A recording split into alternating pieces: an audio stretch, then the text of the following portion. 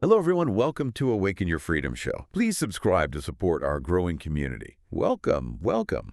You know that feeling, right? That constant hum of being stretched too thin, always juggling like a dozen invisible balls. Each one is like an expectation or some pressure, or maybe just, someone else's drama you got pulled into. Could be launching a startup, feeling that weight, or maybe dealing with a tough procurement partner, or even just watching a family chat blow up because someone didn't like a vacation photo fast enough. You need that deep breath, but it just never seems to come. Yeah, we've all been there. Well, today we're going to peel back the layers on something that promises to cut through all that noise. It sounds really simple. Mel Robbins' The Let Them Theory. And this isn't just some fleeting trend. I mean, this book shot up the bestseller list. The Wall Street Journal even pointed out it was denting Joe Rogan's podcast numbers. Apparently, it's giving millions of people something pretty valuable: radical emotional breathing room. Yeah, exactly. And that's really our mission here today in this deep dive. We want to unpack how just two simple words, let them, can genuinely revolutionize your emotional freedom, how it can help you slice through that constant information overload we all feel and, actually reclaim your focus. It's more than just feeling better for a minute. It's about carving out permanent space for what really matters to you. It can kind of transform how you deal with everything. Okay, let's unpack this. Because when I first heard the let them theory, I thought, okay, that sounds almost too simple. Can it really work? So for all of us trying to deal with the daily chaos, what is the core idea behind it? What's really going on there? It really is deceptively simple, elegant, you could say. Robbins basically argues that a huge amount of our anxiety or mental clutter, that feeling of being totally overwhelmed, it comes from giving other people, as she puts it, squatters' rights in our headspace, kind of letting their moods, their expectations, their issues just live rent-free in our minds. And it just eats up so much energy. So when you say those words, let them, you're essentially putting up an invisible velvet rope around your energy, your attention, your most valuable stuff. It's not passive, though. That's key. It's a really deliberate, almost aggressive reallocation of your focus. You're drawing a boundary, saying, nope, not letting that in. I like that, the invisible velvet rope. It feels active, like a choice, a boundary. But okay, besides just feeling maybe less anxious, how does this help someone listening? What are the actual tangible benefits? What do you get from saying, let them? Well, what you gain isn't just, less stress, it's clarity, like a really unfiltered, high-def view of what's actually going on. See, when you step back, when you stop jumping in to fix things or overmanage or constantly correct people, you let the truth of the situation just emerge. It gives you what some people call pristine data. You let others reveal their real motivations, their abilities, their priorities, things your own anxiety might have been covering up. You get to see what's really happening, not just what you're trying to make happen. It's kind of like a behavioral x-ray. Gives you insights you'd totally miss otherwise. Huh. That's interesting. It makes me think of that example, the one from the source material about the CFO, the one losing sleep because the sales team just wouldn't read her forecasting emails. She was stuck in that loop, right? Chasing them, reminding them, basically doing their follow-up for them. And then she tried this let them thing. Exactly. She totally shifted her approach. She just sent the numbers, marked them FYI, and this is the crucial part. She stopped chasing. She just let them. And guess what? After they missed 2 targets, suddenly the sales team was knocking on her door, begging for a deeper briefing. Yeah. By letting them ignore her emails, she basically let the natural consequences do the teaching. Way more effective than nagging ever was, right? The data just spoke for itself. Wow, that's a powerful example. Almost brutal in a professional sense. Yeah. And it's not just at work, is it?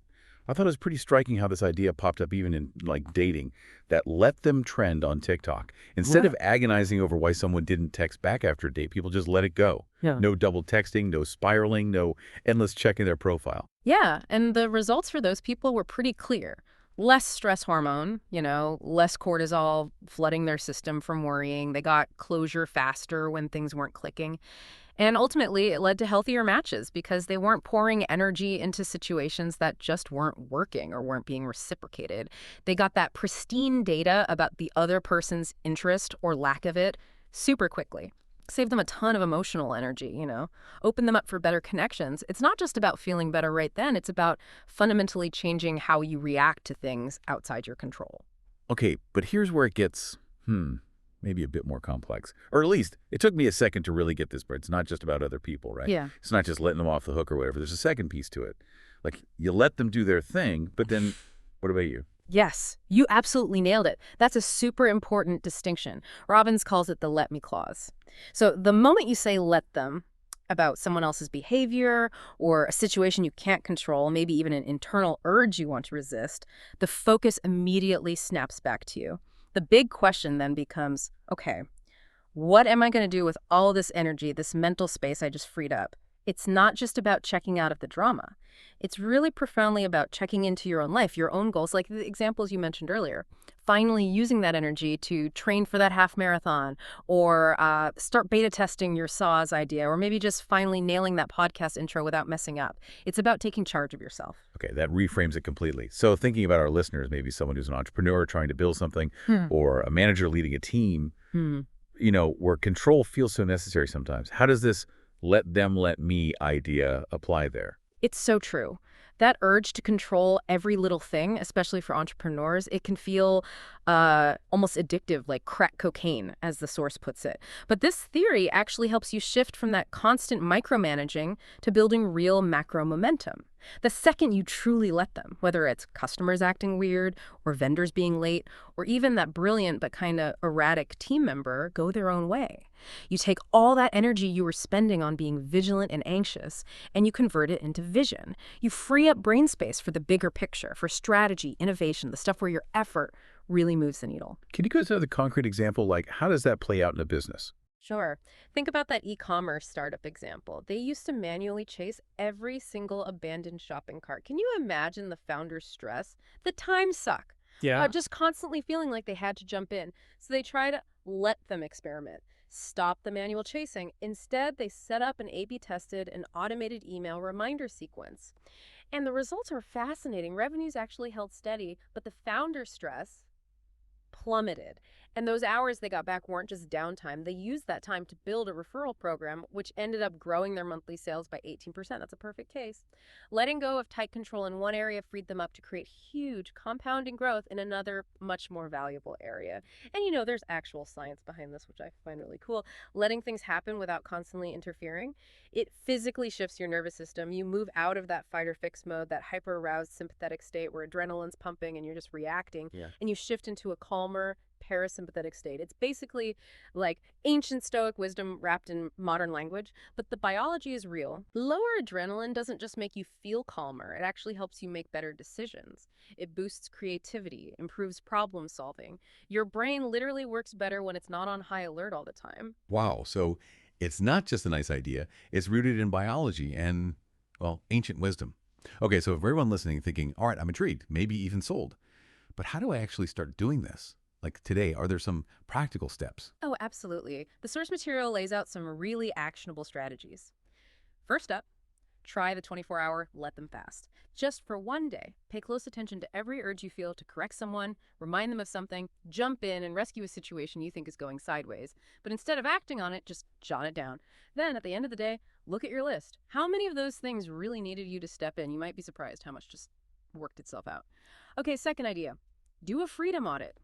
Sit down and think about your recurring meetings, those casual chats that always seem to drain you, even just your mindless social media scrolling. Rate each one, maybe 1 to 5, on how much energy it sucks out of you. Anything that's a 1 or 2, a major drain, that gets a standing let them decree. Ooh. You start consciously finding ways to disengage, delegate, or just mentally let go of needing to control that interaction. Third, this one's kind of fun, a boundary piggy bank. Every time you catch yourself about to meddle or micromanage or over-explain and you manage to stop yourself, drop $1 in a jar. It's like a little reward system. Then, at the end of the month, take that cash and spend it on something that actually expands your life. Guitar lessons, maybe. Ad spend for a side project. Whatever feeds your growth, you're literally saving up for your own freedom. And lastly, for those in leadership roles, this is a great one. Try a Slack autoresponder or something similar. Maybe for certain channels or even DMs, set a message like, hey, if I haven't replied in 24 hours, please assume I trust your judgment, run with it, then just watch. See how people step up when they feel that trust?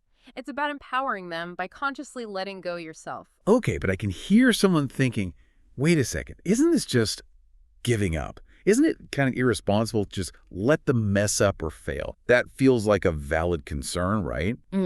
especially if you feel responsible for the outcome. Yeah, that's a really common reaction and totally understandable. Robbins tackles it directly. She's very clear. It's not about abandoning your responsibilities. It's not about giving up on your own work or your own life. It's about refusing to manage someone else's responsibilities, their emotions, their choices. It's a subtle difference, but it's everything. It actually fits really well with ideas from people like Brené Brown, about vulnerability and authenticity, letting go of the need to control everything. Or even that Toyota principle, Genchi Genbutsu. Go and see. Observe reality first. Gather that pristine data before you jump in based on anxiety or assumption. So it's an active, strategic choice to step back and gain clarity. It's definitely not passive surrender or neglecting your duties. It's a power move, not weakness. Okay, pulling back then, looking at the big picture. Why this theory? Why now? Why is the let them theory cutting through so much in, say, 2025 when maybe other self-help ideas have kind of cooled off? What's its secret sauce? I think the secret sauce is that combination of being incredibly easy to grasp, like tweet-length wisdom, but having this industrial strength payoff. The phrase itself is catchy, it's memorable, it spreads easily like a meme, but the actual practice behind it can genuinely rewire how you live your life. It delivers real, tangible results, more peace, more focus in areas from co-parenting squabbles all the way up to corporate strategy.